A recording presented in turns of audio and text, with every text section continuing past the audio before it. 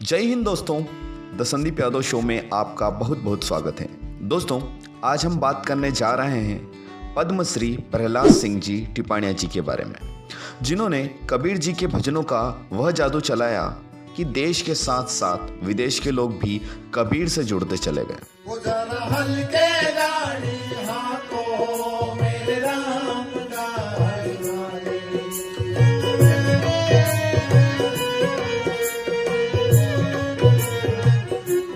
आज हम उनके जीवन से जुड़े अनुभवों के बारे में जानेंगे, तो चलिए जानते हैं स्वयं टिपाणिया जी से।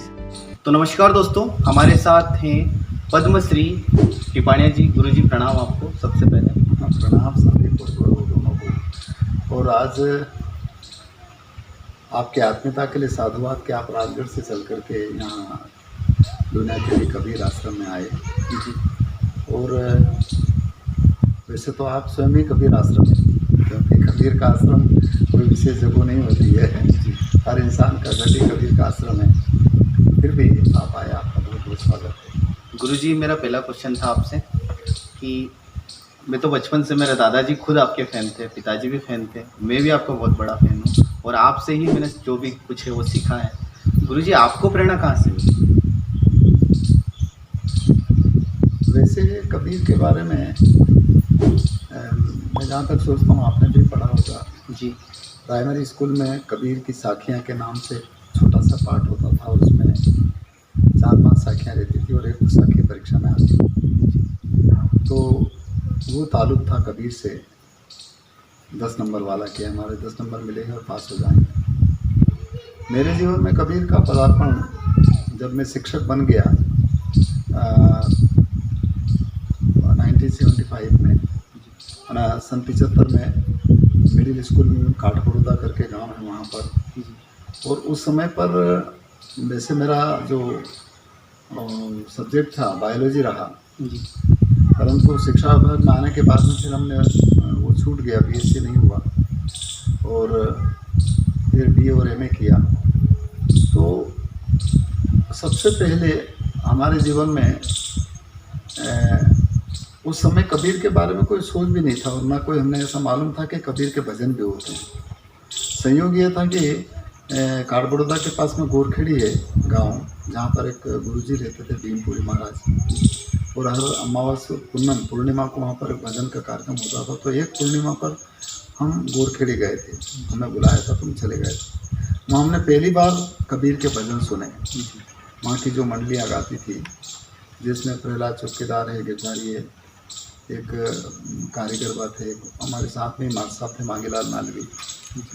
तो इस तरह से वो लोग गाते थे वहाँ पर। तो हमने पहली बार वहाँ पर सुना, और वहाँ पर सुना तो उन्होंने रामदेव जी महाराज के भजन गाए जी, और मीरा के भी भजन गाए और कबीर के भी गाए जी। तो चूँकि कबीर के भजन जब उन्होंने गाए तो हमारे मन में एक प्रश्न उठा कि यार कबीर के भजन कहाँ है, कबीर की तो साखियाँ हैं जी जो पढ़ी थी जी। तो जब उनका भजन अर्जन ख़त्म हो गया तो बराबर हमको समझ में भी नहीं आया कि वो उन्होंने क्या गाया, और बराबर ठीक इस तरह से जी। परंतु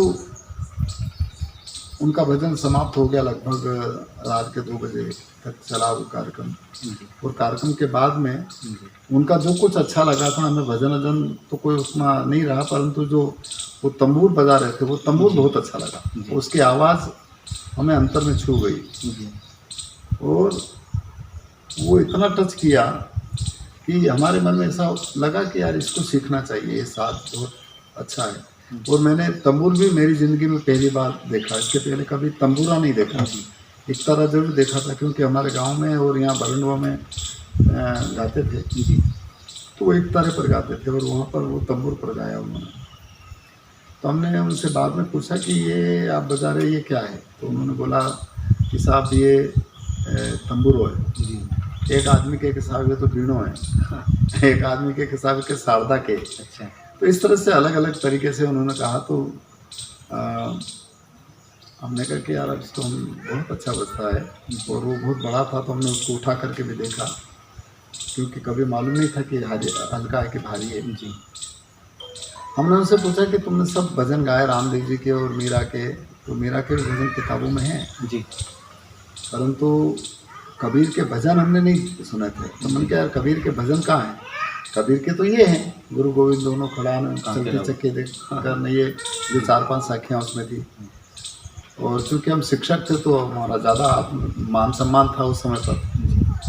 तो बोले कि साहब देखो ये किताब में है कि नहीं है ये तो पता नहीं है हमारे तो ये जो पुराना बाप दादा गाता है एरिया यूँ भजन हमने गाया, ये कबीर का है कि नहीं और जी। कबीर में किताब में है कि नहीं, ये हमारे नहीं माना। जी बात आई गई होगी, फिर हमने उनसे बोला कि यार हम इसको सीखना चाहते हैं। जी तो बोले कि ठीक है साहब आई जाओ, हाँ मैंने सीखो। जी तो फिर मैं उस गांव में रहने चला गया। अच्छा हाँ, मैं लगभग 6-7 साल गोरखेड़ी में रहा रहे आप। तंबूर की वजह से। फिर तंबूर चूँकि वहाँ चला गया तो तंबूर मेरे पास आ गया, उन्होंने मेरे को दे दिया। तो सीखने जब लगा तब मुझे एक घटना जो घटी जी उसकी वजह से मेरा जो कबीर के प्रति और संतों की वाणी के प्रति रुझान हुआ। और वो ये था कि उन्होंने बोला कि साहब ये जो तंबूर सीखना है तो एक साथ तो थोड़ा गाओ भी सही, अच्छा और गाओगा तो जल्दी तंबूर बजाना आएगा, नहीं तो नहीं आएगा। तो हमने उनसे एक भजन लिखवा लिया था खेती का। खेती करे तो थाने समझ बताऊं, बलदिया ने दुख मत दीजिए, अच्छा ओछी संगत नाहर भुगतावे, घरे बैठो रीजे मन तो ऐसी खेती कीजिए। तो उसमें एक अंतरा आता है कि रूड़ा को फूल थाने लागे सुहावनो, सिर साठ मत लीजिए, अवसर खेत बीज मत बोझे, घरे बैठो रीजे मन तो ऐसी खेती कीजिए। तो ये 90s माने ये है 1978 78 की लगभग 78-79 की। और उस समय पर ये नहीं था यहाँ पर जहाँ अपन बैठे हैं, ये तो बाद में अलाट हुआ ये जगह। तो उस समय गांव भी ये नहीं था, उधर गांव उधर था। तो वो जब भजन सीख रहा था तो एक दिन क्या हुआ कि दिशा जंगल के लिए ये पानी भरा ना, इसके पास में वो झाड़ है सेमल का। तो वहाँ पर हम बैठे थे और एक पक्षी आया और वो झाड़ के ऊपर बैठा और उसने जैसे चोंच मारी कि वो फूल टूट करके नीचे गिर गया। सेमल का झाड़, सेमला भी, वो सुर्ख गुलाबी फूल होते।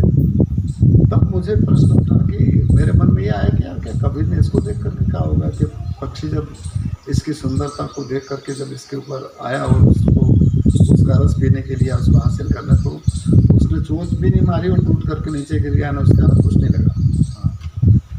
तो एक तो ये कि ये प्रत्यक्ष दिख रहा था, और एक ये भी था कि ये तो अपने जीवन पर भी घटित है, क्योंकि उसके दर्शन तो ये था कि भौतिक संसार की जितनी भी सुंदरताएं हैं वो हमेशा तेरे पास माना आने वाली नहीं है।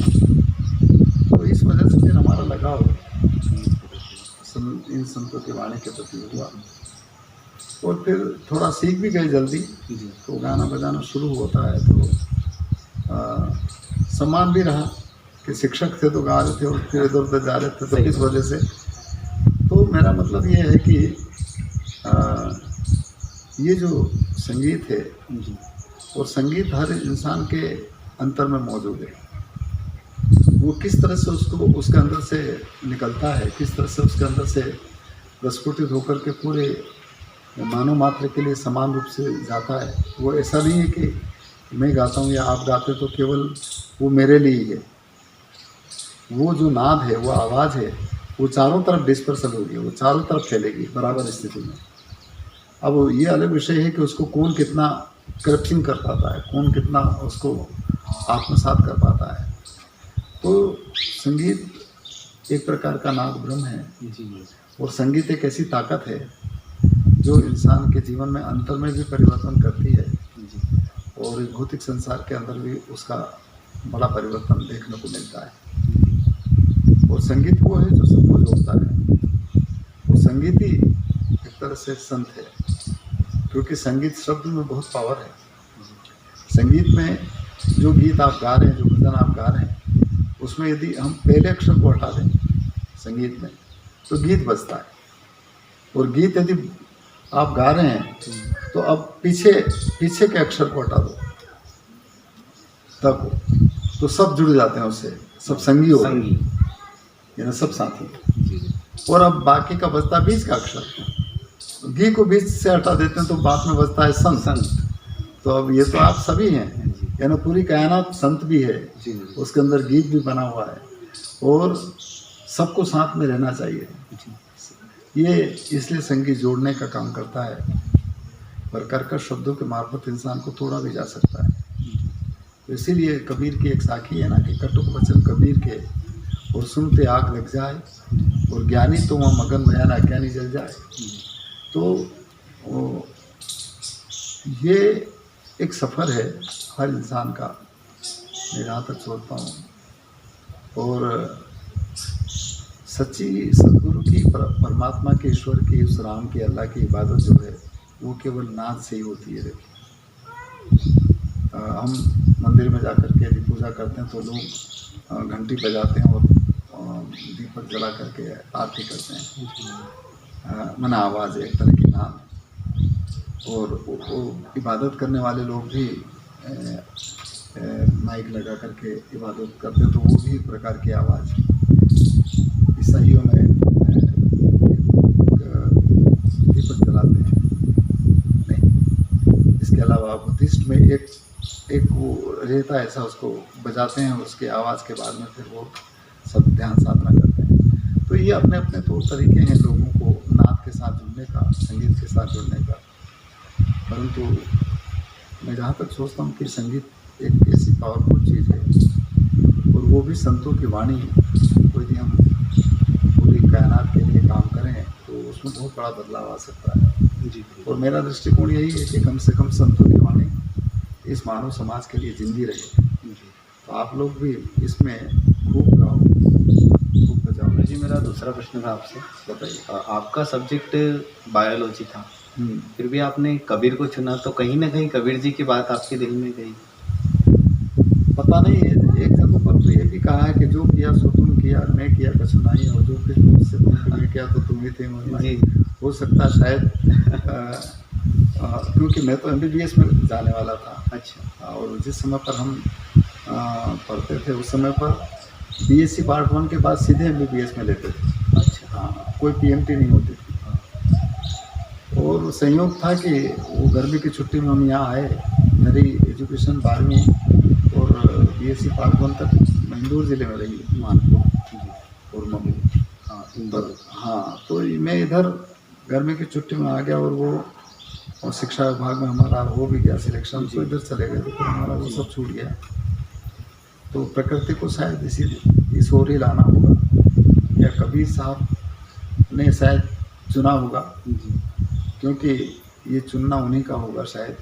जी। तो इस वजह से शायद ये कुछ। गुरु जी मेरा एक और क्वेश्चन था आपसे, बॉलीवुड के जो गाने हैं, फिल्मी गाने की अगर हम बात करें, हाँ, तो आते हैं चले जाते हैं, कुछ दिन चले गए, पर निर्गुण जो भक्ति के गीत हैं, कबीर जी के जो गीत हैं, वो पहले भी उस मुकाम पे थे, आज भी इस मुकाम पर। इस बारे में आप क्या कहना चाहेंगे? देखिएगा, मेरा ऐसा दृष्टिकोण है कि संतों की जितनी भी वाणियाँ हैं, कबीर साहब की, कृष्ण की, रविदास साहब जो भी हैं, तो सदगुरु कबीर की जो वाणी है वो लिखी हुई नहीं है, वो उनका अनुभव है। वो एक पद आपने सुना होगा, मैं कहता हूँ आकर देखी, तू कहता कागज की लेखी, तेरा मेरा मनवाए कैसे हो रे। क्योंकि वो लिखा लिखी की बात नहीं करते, वो देखा देखी की बात करते हैं। लिखा लिखी की है नहीं, ना देखा देखी बात, वो दूल्हा दुल्हन मिल गए तो फीकी पड़ी बात। तो इसलिए आज भी उतनी ही प्रासंगिक है, या वो इसलिए जिंदा है कि आज 600 साल 650 साल हो गया। उस समय पर भी आप कबीर के या और संतों की वाणी को जब सुनोगे तो आप जितनी बार सुनेंगे उतनी बार आपको एक नया नया अनुभव होगा। और वो आज भी उतना ही इंसान को टच करती है जी। और वो इसलिए टच करती है, मैं ये मानता हूँ कि जो घटना कबीर साहब के जीवन में घटी और उन्होंने शब्दों के रूप में कहा, वो घटना आपके जीवन में भी है, आपके जीवन में भी, सबके जीवन में। सवाल केवल ये कि उस स्तर पर हम हैं कि नहीं। जब इंसान को ठोकर लगती है तो ठोकर लगने पर ठोकर का एहसास उस आदमी को होगा जिसको ठोकर लगी। मुझे ठोकर लगी तो आपको पता है कि हाँ मुझे दर्द हो रहा है, आप मेरा सब कुछ करवाएंगे, इलाज भी करवाएंगे, सब कुछ करवाएंगे, आप जानते भी क्या कि बहुत दर्द होगा, पर वो दर्द कैसा है उसका अनुभव केवल मेरे को है, वो आपको नहीं। जी तो उसी तरह से कबीर साहब कहते हैं ना कि कबीर सोई पीड़े जो जाने पर, माने उस पीड़ा को, उस दर्द को वो जानता है जो उस दरम्यान गुजरा। तो वो अनुभव मुझे ये भी लगता है कि जितने संतों की वाणी है वो कोई मजहब नहीं है, वो कोई धर्म या मजहब या ऊंच नीच या औरत आदमी या देश प्रदेश की हदों में उसको नहीं बांध सकते, क्योंकि वो एक अनुभव है और अनुभव सबको हो सकता है। ऐसा नहीं कि यदि कोई हिंदू है तो वो अल्लाह की इबादत का एहसास उसको नहीं हो सकता है, या कोई मुसलमान है तो उसको राम का एहसास नहीं हो सकता है। जी तो वो सवाल केवल है कि अपने अपने तौर तरीके हैं, लफ्ज़ों के आधार पर हम उनको बांट सकते हैं, परंतु जिसकी इबादत कर रहे हैं, जिसका प्रार्थना कर रहे हैं, जिसका पूजा पाठ कर रहे हैं, जिसको ध्यान सुमरण कर रहे हैं, वो तो सुप्रीम पावर एक है। सत्य एक होता है, सत्य कभी दो नहीं होता। और सत्य को एहसास करने का तरीका या सत्य की साक्षानुभूति के लिए जो लोगों ने जिस तरीके से अपनाया और उनको जैसा जिस तरीके से हुआ वो उनका विश्वास बन गया। जी तो इस वजह से शायद ऐसा होना चाहिए। गुरुजी, मेरा एक और क्वेश्चन था आपसे। बताइए। आप काफ़ी मतलब कह नहीं सकते हैं, इतने सालों से आप गा रहे हैं। गुरुजी, इस दौरान कभी आपको बॉलीवुड में यदि कबीर भजन पहुंचाना है तो यदि आप कोशिश और यदि मौका मिलता है गुरुजी तो आप करेंगे? वैसे अभी एक फिल्म है, वो पता नहीं कौन सी फिल्म में भी गाया है, वो फिल्म का नाम मुझे मालूम नहीं है, जहाँ देखूँ तो का तो उसमें उन्होंने रिकॉर्ड किया था, वो है उसमें। जी और एक और अभी इसमें वो सकल अंश में राम बिराजे, वो भी एक में गया हुआ है। तो मेरा कोई ऐसा दृष्टिकोण नहीं है कि हम बॉलीवुड में गाएंगे तो हम बहुत ज़्यादा बड़े गायक बन जाएंगे और हम गायक वायक कुछ है ही नहीं। जी हम ये चाहते हैं कि हम केवल संतों की वाणी को जो लोक परंपरा में जिंदा थी उसको कोशिश है कि हम उसी तरीके से गा करके लोगों के बीच में रखें, और ज़्यादा से ज़्यादा ये बात लोगों के बीच में जाना चाहिए ताकि उनके जीवन में एक आत्मिक शांति हो, और उनके जीवन में तो बदलाव आएगा ही सही, परंतु जो सुनेंगे उनके जीवन में भी बदलाव आएगा, ऐसा मेरा विश्वास है। गुरुजी, मेरा एक और क्वेश्चन था आपसे।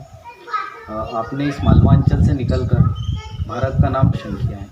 गुरुजी, जब आप पहली बार विदेश यात्रा पे गए तब आपका कैसा अनुभव रहा?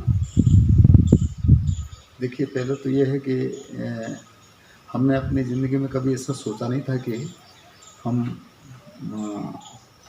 कबीर गाएंगे। दूसरी बात, कबीर गाएंगे तो पूरे देश में या दुनिया में गाने का अवसर मिलेगा, परंतु कबीर एक ऐसी धारा है जो पूरी कायनात के लिए है। जी वो किसी भारत के लिए या केवल कबीर पंथियों के लिए नहीं है, वो पूरे दुनिया के लिए है, और पूरी दुनिया के लिए भी मानव मात्र के लिए नहीं है, वो पूरी कायनात के लिए। एक पद आपने सुना हो तो उसमें होगा कि झाड़ बिंद और जीव चराचर में फूल रहा मेरा साईं, और जहाँ देखूँ वो रीता नाही सब घट रहा समाई, मेरी आंखों में लालन छाई। ये बात हो गई। तो इस तरह से जो हम 2003 में जब अमेरिका गए तो अमेरिका के स्टैनफोर्ड यूनिवर्सिटी में एक कबीर के ऊपर जिन्होंने काम किया है, प्रोफेसर हैं डॉक्टर लिंडा हेस जी यस और उन्होंने पीएचडी अपने भारत में आकर के किया जी कबीर के ऊपर, डॉक्टर सुखदेव सिंह के मार्गदर्शन में। जी और उन्होंने शायद वो 75 में ही कर लिया था, वो इतना साल से यहाँ पर आ रही थी। तो वो 2000 में हमसे मिली जी और यहीं दुनिया खिड़ी आई, जी और वो 2-3 घंटे रही और चली गई। और फिर 1 साल के लिए वो 2001 में फिर वापस आती हैं, और 1 साल पर फिर यहाँ रही वो साल। हाँ, और अलग अलग समय पर उन्होंने हमारे साथ रह कर के जाना और लिखना और देखना और ये सब कुछ किया। और उनका जो प्रोजेक्ट था वो कुमार गंधर्व, हाँ कुमार गंधर्व ने जो कबीर गाए हैं जी तो उसके ऊपर वो काम कर रही थी जी। कि मालवा और कुमार गंधर्व में क्या फ़र्क है। है ना, या किस तरह से मालवा में रह करके कुमार गंधर्व ने ये गाया, जी जी सीखा।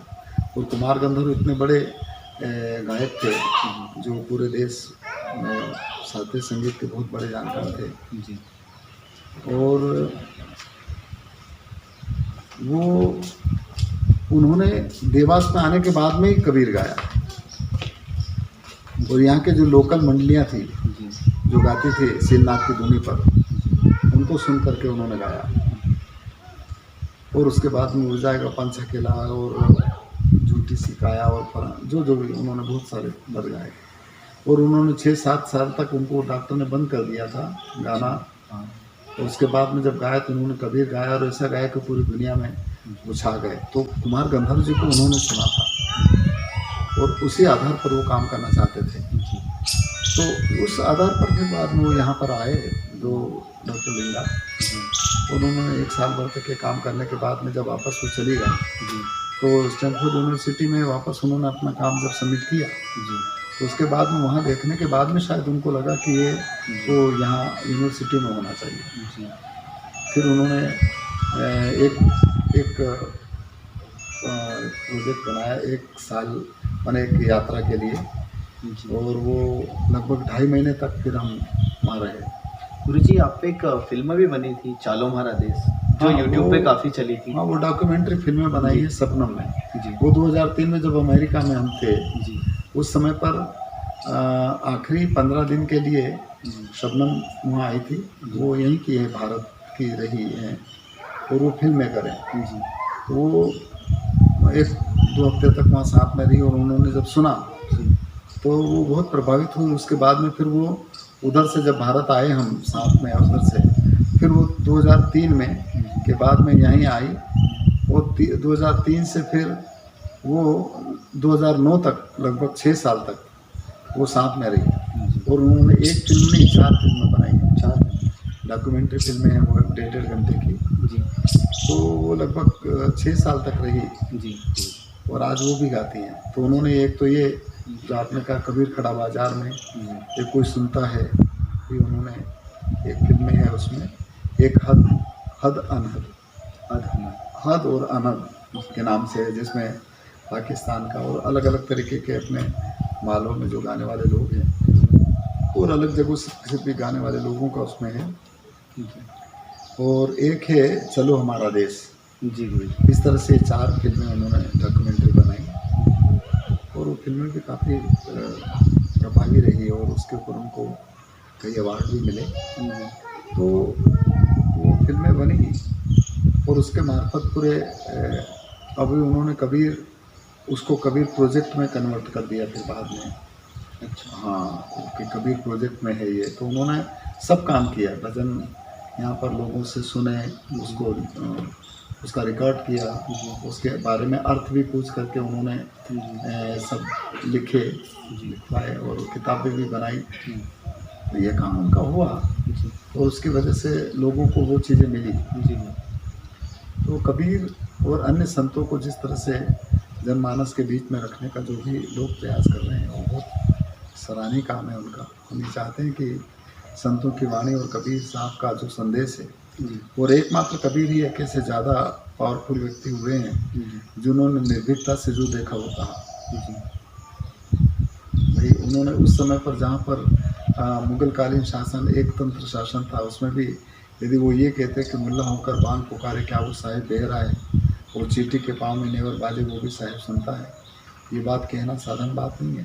या उस समय पर काशी में रह करके ये कहना कि देवलिया में देव नहीं झालर कुटे कर गरज कहीं ना, मंदिरिया में देव नहीं मना मंदिर में भगवान नहीं है या देव नहीं है, ये बात कहना साधारण बात। आज यदि वो इस तरह की बात कहे तो पता नहीं उनके ऊपर कितने कोर्ट केस लग जाएंगे और उनको लोग मार देंगे। परंतु यथार्थ यह है कि राम है, अल्लाह है, ईश्वर है, ऐसा है, जीसस से जो भी लोग जिसकी भी आराधना और पूजा करते हैं श्रद्धा से जो जिसको मानते हैं, वो एक अंतर का एहसास है जिसके प्रति प्रेरित करने के लिए लोग किसी न किसी प्रकार का आकार या निराकार के रूप में मानते हैं। परंतु इसके आधार पर हम किसी के बीच में स्थापित करें या जो एक दूसरे के बीच में छोटा बड़ा बताने का कोशिश करें, ये नासमझी कब से है, क्योंकि परमात्मा कभी छोटा बड़ा नहीं होता। ईश्वर अल्लाह या वाहिगुरु जो भी हैं वो न तो किसी को मारते हैं और न किसी को तारते हैं। वो एक प्रवाह है जो सबके लिए एक समान है। हमारी काबिलियत कितनी कि हम उसको ले सकें नहीं, तो इस वजह से हमारे अंदर होना चाहिए वो। तो आपका अपना निज अनुभव कितना है, हमने उसको कितना अपने जीवन में फॉलो करते हुए हमें एहसास हुआ, ये सबसे प्रमुख बात है। और भजन खाली गाना नहीं है, भजन प्रत्येक व्यक्ति का एक दर्शन है, और दर्शन तब होगा जब हम उसको अपने जीवन में एहसास में लाएं। तो गाना एक अच्छी बात है, क्योंकि गाया बिन पाया नहीं अनगावन से दूर, और जिन गाया विश्वास से तो साहिब हाल हजूर। परंतु ये भी हो सकता है कि गाया जिन्हें पाया नहीं, जिसने गाया अनगावन, हाँ जिसने गाया उसने पाया नहीं, पाया भी नहीं, ये भी हो सकता है।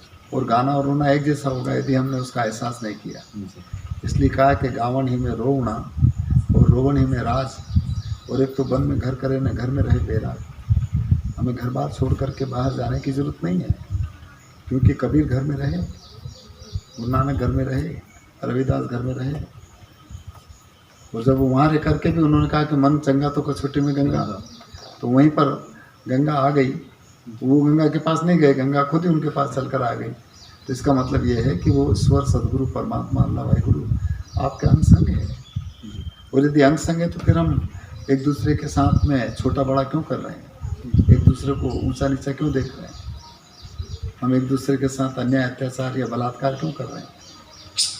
और हम इतनी बड़ी बड़ी बात करते हैं, इतना बड़ा बड़ा ज्ञान बांटते फिरते हैं, और यदि उसके बाद भी यदि हमारे आसपास अड़ोस पड़ोस में यदि इस तरह की घटनाएं होती तो बताओ आपके उस परमात्मा को मानने का, या ईश्वर की आराधना पूजा करने का, या अल्लाह की इबादत का, या वाहिगुरु की अरदास का क्या मतलब रहा।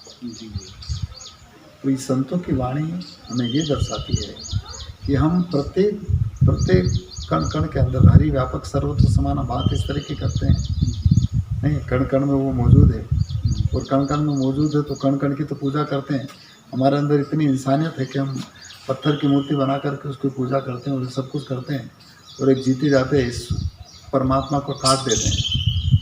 ये भी है। यदि उसकी इतनी हिफाजत करते हैं तो फिर मनुष्य की कितनी करना चाहिए, जी, जीव मात्र की कितनी करना चाहिए। नहीं, हम गाय की पूजा करते हैं, या ना हम जानवरों की भी पूजा करते हैं, बहुत अच्छी बात है, उनका संरक्षण और संवर्धन है, और मनुष्य को उसके बदले मार देते हैं, तो फिर क्या हुआ। जी, इसलिए कहा है ना कि जीव बिना जीव बचे नहीं, न जीव को जीव आधार, और जीव दया कर पाली न पंडित करो विचार। जब तक इंसान के अंदर दया नहीं है, जब तक इंसान के अंदर प्रेम और सद्भाव नहीं है, जब तक इंसान के अंदर एक निर्मलता और सरलता सहजता नहीं है, तब तक क्या कबीर या रविदास या गुरु साहिब या गुरु बाबा साहिब के या इनकी वाणी को कितने पढ़ने क्या होना है।